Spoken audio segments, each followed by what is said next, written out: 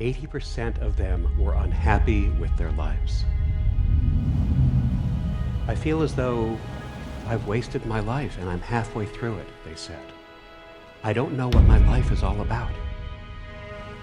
Now, I was privileged to go to Yale, and we were standing on a summer evening in the middle of Yale's old campus, and the people that I was speaking with were privileged and highly educated and financially well off and in positions of power. And they had the first house and the second house, and 80% of them were unhappy with their lives. Who was happy, the 20%? Well, we had studied literature and Renaissance rhetoric, and we were the theater people and the history geeks. We had studied classes for the joy of learning, not because we thought they were going to direct us to a specific job. We still got jobs. We were living our lives expansively with life's ups and downs, and we did not feel that we had wasted a single minute.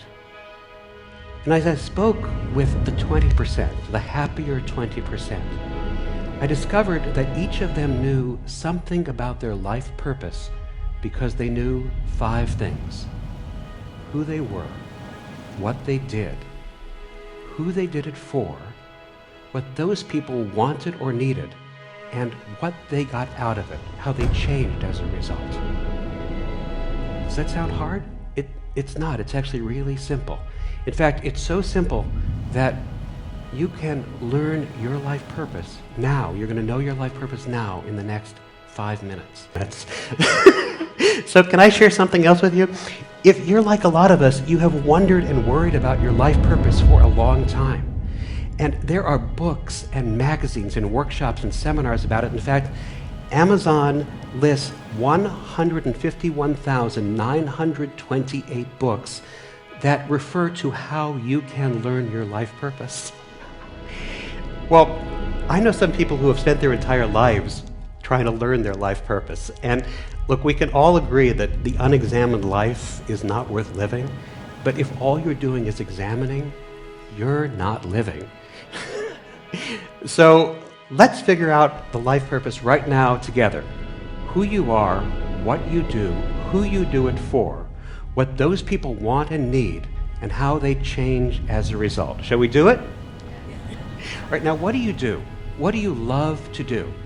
You love to write, cook, design, create iOS apps, write code, crunch numbers, talk, teach. What do you love to do? And if there's a lot of things that come up for you, focus it down by asking yourself this one question. What is the one thing that right now you feel supremely qualified to teach other people? Think about that in one word. Hold it, don't release it yet. On the count of 5. What do you do? 1, 2, 3, 4. Now, think about who you do it for. Picture them in your mind. Be ready to say it on the count of 5. Hold it, don't release it yet. 1, 2, 3. Okay, who do you do it for? Let's see it one more loud, a little bit louder, please. Over the people in the tent. Who do you do it for? Together? Thank you. That is the spirit that we need. Okay, now, what do those people want or need? What do they want or need that they've come to you so you can give them this thing? What do they want or need? In just 1 or 2 words. Hold it, don't release it yet. And on the count of 5. 1, 2, 3, 4, 5. Fantastic. Now, this is the best one. How do they change? How do they change or transform as a result of what you give them? On the count of 5, how do they change or transform as a result of what you give them? 1, 2, 3, 4, 5. Fantastic. You have all just done something that people who went to Yale could not figure out for 25 years. Who they are, what they want or need, and how they change as a result. That formulation forces you to be outward-facing. And all the happier people that I met outside the tent on that warm New England night, they were outward-facing, they were not inward-facing. They knew very clearly whom they served, what those people needed, and how those people changed as a result. And you may have intuited this already, that the most successful people in any field always focus most on the people that they serve than on how they are served themselves.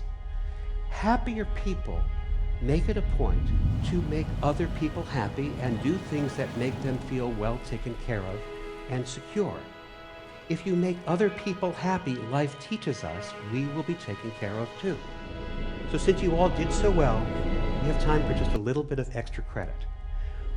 One of the most difficult things that happens when you meet people for the first time is they ask you this question. So what do you do? And if you're like some of us, that's a really challenging question sometimes, particularly if you're in these moments where you're between things, or you're feeling vulnerable, or it isn't defined, or what you seem to do isn't what you really do, or what you're paid to do isn't how you define yourself. So when people ask you this question, so what do you do? And also you got this monologue going on, like, why is he asking me, so what do I do? Is it because it's that transactional thing where it's like he wants to know if you should really spend time talking to me? Or it's that other thing so he can tell me what he does because he's sure it's really so much better than what I do, right? So when somebody asks you that question, here's what you do. You just say the very last thing you called out. How what you do changes the people you do it for. So for example, you might say dreams. If your life purpose is, I write books for children so they can fall asleep at night, so they can have awesome dreams. Or you might say, I help people look and feel their best.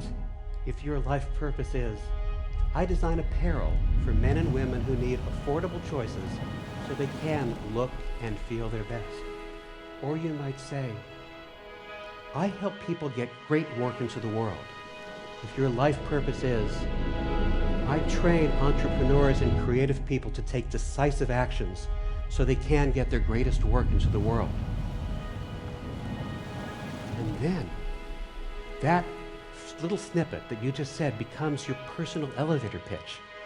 And it will always start the conversation because the person that you were just talking to has to ask you a question. How do you give kids great dreams? How do you help people look and feel their best?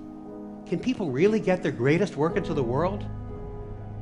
And then you get to tell them, and you get to share your life purpose, and you get to share how they may come to learn theirs too.